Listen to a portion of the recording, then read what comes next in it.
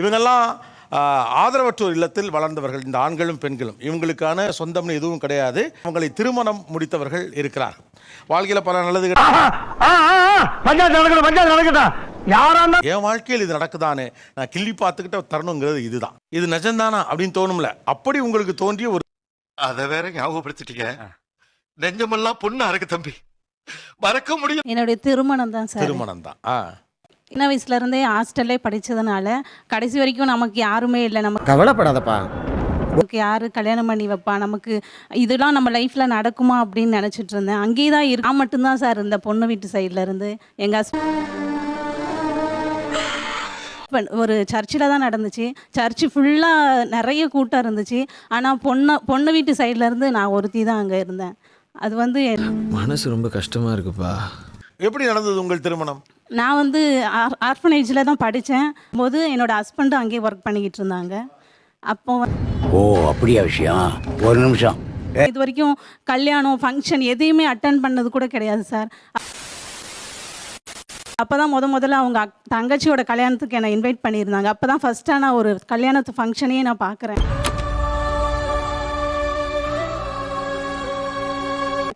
அப்புறம் அங்கே போய் பார்த்து அவர்கிட்ட பேசி அவங்க ஃபேமிலிக்கெலாம் என்னை பிடிச்சிருச்சு. அப்போ கல்யாணத்துக்கு என்னை மட்டும் கூட்டிகிட்டு போனார். வேற என்கிட்ட இருந்து எதுவுமே கொண்டு போகல. நான் கையை பிடிச்சி என்னை கூட்டிகிட்டு போனார். அவ்வளோதான். இறந்துட்டார். ஹோட்டலில் மாஸ்டர், பரோட்டா மாஸ்டர், திருநெல்வேலி பெரிய ஹோட்டலில் வேலை பார்த்தாங்க. திடீர்னு இறப்பு. ரொம்ப கைவிடப்பட்ட நிலைமை. சொந்த பந்தம் யாரும் கரம் கொடுக்கல. சொந்தக்காரெல்லாம் சும்மாயா பக்கத்தில் இருக்க கஷ்டப்பட்டுக்கிட்டே இருக்கணும், இவனுக்கு அட்வைஸ் பண்ணிகிட்டே இருக்கணும்னு அவனுங்க என்ன நம்மளை ஒதுக்குறது, நாம அவங்கள ஒதுக்கிட்டு பார்க்கல. வீடு வாசல் நல்லா கிடையாது, ஏதோ இருக்கிறதுக்கு சின்ன ஒரு பழைய வீடு மட்டும் இருந்துச்சு. அதுக்கப்புறம் இவங்க வீட்டுக்கு வந்த பிறகு தான் எனக்கு எல்லா செலவுமே கிடைச்சிது. ஒரு வரம். திருமணத்திற்கு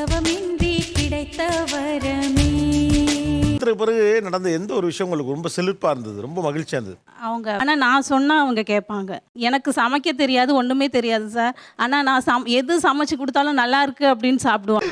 நீ நல்லா இருக்கணும், ஓ புள்ள குட்டியெல்லாம் நல்லா இருக்கணும் சாமி ஐயா அவங்க. ஸோ நமக்குன்னு மனிதர்கள் இருக்காங்கிறதே பெரிய செழிப்பு மகிழ்ச்சியும் தான். என் வாழ்க்கையில் இது நடக்குது அப்படின்னு எந்த தருணத்தில் சிலிர்த்து போனீர்கள்? ஏன் இதை உனக்கு சொல்லி ஆகணுமா? சொல்லுங்களேன். சரி சொல்லி தொலைறேன். எங்க டாடி அதுக்கப்புறம் சொல்லிட்டாங்க, நான் பொண்ணை அனுப்ப மாட்டேன், அந்த பொண்ணுக்கு உங்க கூட வர விருப்பம் இல்லை, நானே படிக்க வச்சுக்கிறேன் அப்படின்னு சொல்லிட்டாங்க. நீங்க என்ன மனுஷன் வந்து கொரோனா டைம்லலாம் வந்து ஹோமை க்ளோஸ் பண்ணுற டைம்லாம் வந்துச்சு. அப்போல்லாம் வந்து எங்கள் டேடி நான் அவங்க வீட்டில் தான் இருப்பேன். எனக்கு இப்போ எல்லாருக்கும் யாராவது சிங்கிள் பேரண்டாவது இருப்பாங்க, வந்து கூட்டிகிட்டு போவாங்க. எனக்கு யாருமே இருக்க மாட்டாங்க. அப்போ வந்து எங்கள் டேடி தான் அவங்க வீட்டில் ஹோமை க்ளோஸ் பண்ணிவிட்டு அவங்க வீட்டில் தான் நான் போய் ஸ்டே பண்ணுவேன், என்னை படிக்க வச்சு. இப்போ யார் அவரு? எனக்கே அவரை பார்க்கணும் போல இருக்கு. கல்யாணத்துக்கு அப்புறமும் எனக்கு அம்மா வீட்டு சைடு என்ன பண்ணுவாங்களோ அந்த வேலை அந்த இது எல்லாமே அவங்க தான் பண்ணாங்க. உன்னை நினைச்சா எனக்கு ரொம்ப பெருமையா இருக்கியா? அவங்களும் ஒரு ஸ்பான்சராக தான் வந்தாங்க எங்கள் ஹோமுக்கு. அதுக்கு முன்னாடி எனக்கு மேரேஜில் இன்ட்ரெஸ்ட் இல்லை, எனக்கு கல்யாணமே வேணாம், இப்படியே இருந்துடலாம் டேடி, அதே மாதிரியே சர்வீஸ் பண்ணிவிட்டு அவரு கூட இருந்துடலாம் அப்படின்ற ஒரு மைண்ட் தாட்டில் தான் கடைசி வரைக்குமே இருந்தேன். இவங்க வந்து தான் மேரேஜில் வந்து சந்தோஷமும் மேரேஜ்ன்ற விஷயத்தில் இருக்குன்றதே வந்து இவங்க கிடைச்சதுனால தான் தெரியும். உங்களுக்கு எப்படி பிடிச்சி போச்சு? நீங்கள் எல்லாருமே சிங்கிள் பேரண்ட்ஸ் இருப்பாங்க ஹோமில். இவங்களுக்கு பார்த்தா யாருமே இல்லை. எல்லாருமே அப்பா வந்து பார்ப்பாங்க, அம்மா வந்து பார்ப்பாங்க அப்படின்னு சொல்லுவாங்க. ஆனால் இவங்களுக்கு பார்த்தீங்கன்னா கேட்பேன், யாரும் வர மாட்டாங்க, எங்கேயும் போக மாட்டேன் அப்படின்ற மாதிரி சொல்லி. உங்கள் அப்பா அம்மாட்டெல்லாம் கேட்க மாட்டியா? இருந்தா தானே சிம்பத்தி இல்லை வேணா ப்ளீஸ் இருந்தாங்க. அதான் அப்படியே பார்க்க சரி இவங்களுக்கு எதாவது நம்ம பண்ணணும், இப்போ கஷ்டப்படுறாங்க, நம்ம அவங்கள லைஃப்பில் சந்தோஷமாக வச்சுக்கணும் அப்படின்ற மாதிரி நான் ஒரு டிசைட் பண்ணேன். அதுதான். எங்கேயோ போயிட்டடா நீ, எங்கேயோ போயிட்ட. உங்க மேல இருக்க காதலை வந்து எப்போ சொன்னாரு? நான் கேக்குறல சொல்லு. காலேஜ் செகண்ட் இயர் படிச்சுட்டு இருந்தேன். எனக்குமே உங்களை ரொம்ப பிடிக்கும், ஆனால் நான் முன்னாடி சொல்லிக்கல. ஏன் நீங்க அவர்கிட்ட சொல்லல? அப்படி கேளுங்க, இப்ப கேட்டீங்களே நியாயமான கேள்வி ஐயா. அவங்களோட வீட்டில் என்ன சொல்லுவாங்க அப்படின்றதெல்லாம் ஒரு தயக்கம் இருந்துச்சு. யார்கிட்ட சொல்லலாம்னு நினைக்கும் போது இவங்களே என்கிட்ட கேட்டுட்டாங்க. கேட்டதுக்கப்புறம் அவ்வளோதான் வாடா அப்படின்ட்டு இருந்தது. ஒரே பட்டர்ஃப்ளையாக பறந்துச்சு மனசுல. நான்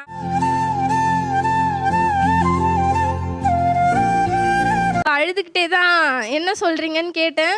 உண்மையாக தான் சொல்கிறேன், இதே வா எனக்கு உன்னை பிடிச்சிருக்கு அப்படின்னு சொல்லி கேட்டாங்க. நான் உடனே இதுக்கு தான் வெயிட் பண்ணிட்டு இருந்தேன்ப்பா அப்படின்னு சொல்லிட்டு. ரொம்ப குஷியோ லவ் ஓகே ஆயிடுச்சுல உனக்கு இப்படி சொன்ன போது ஏன் உங்களுக்கு அழுக வந்துருச்சு? தெரியல, புதுசாக ஒரு ஆனால் கல்யாணம்னு பேசும்போது ரொம்ப சந்தோஷமாக இருந்தது. இப்போ முன்ன பின்ன தெரியாத ஒரு பையனுக்காக கண்ணீர் விடுற அந்த மனசு இருக்க, அதான் கடவுள். இருந்தும் ஒரு ஃபேமிலிக்குள்ளே போகிறோம், இது நமக்கு நடக்குமா அப்படின்னு நான் நினச்சேன். ரொம்ப கஷ்டப்பட்டுருக்கேன். இவரை பார்க்கும் போதெல்லாம் எனக்கு தோணும், இந்த மாதிரி ஒரு மனுஷன் நமக்கு கிடைப்பாரா வேண்டிக்கிட்டே இருப்பேன். ஆனால் அவர் என்னையே கல்யாணம் பண்ணுவாருன்னு எனக்கே தெரியாது.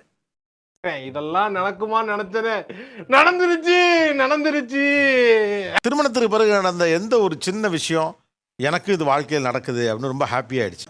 வீடு நாங்கள் 2 பேரும் இருக்கிற வீடு, ஆ. அதுதான் என்னோட பெரிய சந்தோஷம். இன்னும் ஒரு வீடுல நான் எப்படி யோசிக்கிறேனோ அதே மாதிரி எல்லாமே இருந்து அங்க நான் வாழணுன்றது என்னோட ரொம்ப நாள் ஆசை. அவரு கூட அந்த மாதிரி வாழ்க்கை இப்ப நான் வாழ்ந்துட்டு இருக்கேன். என்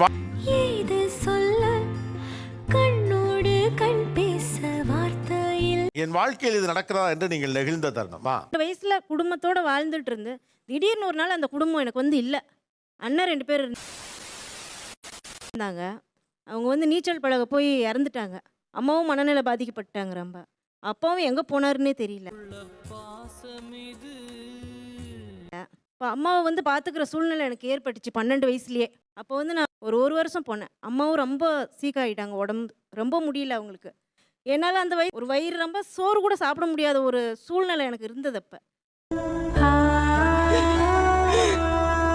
ஒரு 10 வருஷமாக நான் ஆசிரமத்தில் இருந்தேன். வந்து எல்லா தேவைகளையும் நிறைவேற்றினாங்க. குடும்பத்தில் வாழ்ந்துட்டு திடீர்னு அவங்களாம் இல்லைன்னும் போது அது வார்த்தையால் என்னால் சொல்ல முடியல. ஒரு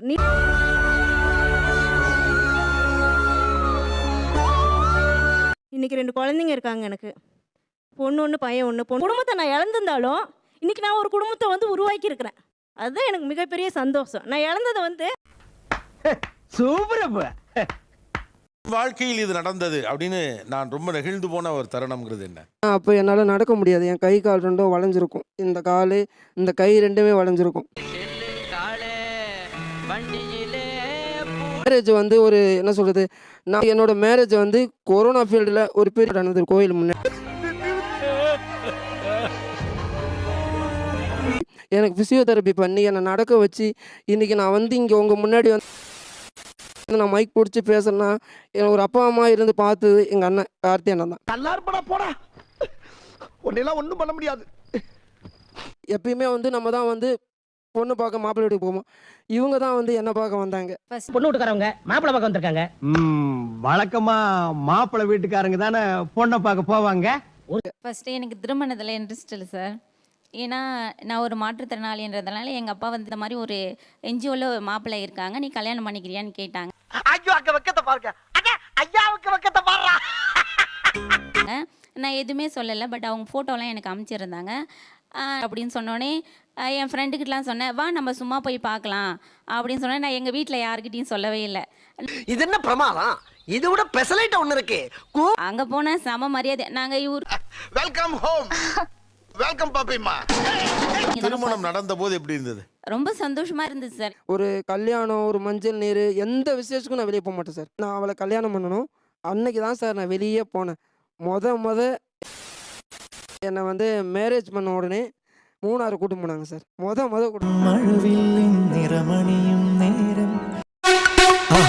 மறக்காம சர்ப்ரைஸ் பண்ணுங்க. தேங்க்யூ.